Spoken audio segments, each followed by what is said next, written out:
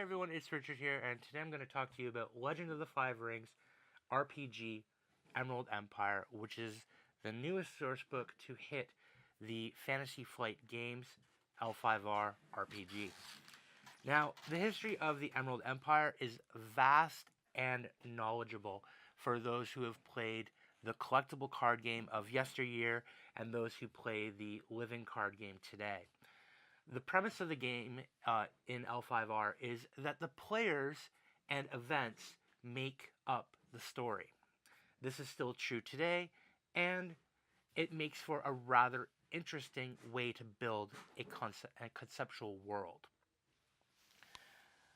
In Emerald Empire, we start to learn about the time frame in which the role-playing game takes place. It takes place actually in 1123 CI. Now, for those of you unfamiliar with the game, that is a major year in which Bayushi Shoujo, who was the Scorpion Clan champion, decided to, well, take over the throne in order to protect it, because he believed in a prophecy in which the emperor was actually a demon. Was that actually the case? No. But that's where the fun of the story takes place. We look at the story of basically a few months, or even back a few months, in which the game takes place. Now, the Scorpion Clan coup is a major part of the Legend of the Five Rings story arcs. It's affected the game in many ways over the years. This is the 5th edition of the game, and we start at this pivotal year of 1123. One of the mainstays of the book is the fact that it goes into a lot of history. So, it's going to quickly open up here to page 41.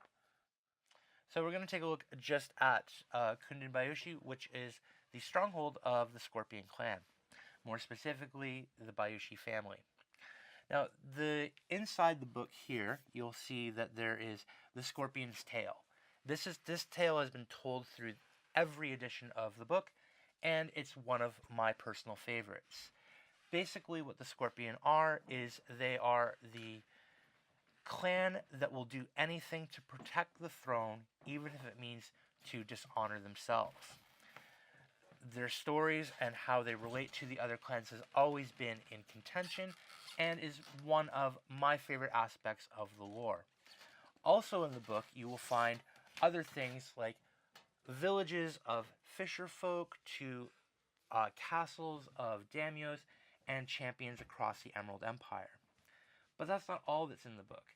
You will find new player options in Chapter 7, where you'll receive answers to the new 20 questions, and that's a character generation aspect.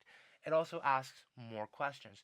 There's new schools, and some schools returning from earlier editions that were taken out in other editions.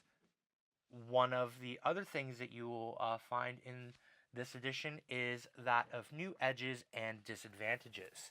These can be found also in Chapter 7 under the new player options, which is here. The new player options not only give you the answers to the 20 questions, so you have new schools, answers, new advantages, and disadvantages. One of my favorite things is actually the fact that it has the school for the Kolat, which are this super secret assassin group that aren't the Scorpion. In fact, they're mostly Lion. And Lion is one of the 7 great clans in L5R. Of course, there's tons of options here for players, for DMs, new techniques, and additional talents and traits. There's a lot of positives to the book, but there is one negative that I have found. And it's not really, it's more of a personal preference than a publishing or editorial one.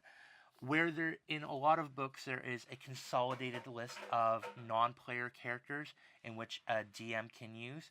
The NPCs are scattered throughout the book based on their clan. There is not a consolidated version. If there is any future prints of this book, then I would suggest to the publishers, make them in one consolidated area. That way it's easy to reference. Other than that, Emerald Empire is available now, and you can order it online at harryt.com or come visit us in the store. Until next time, I'm Richard.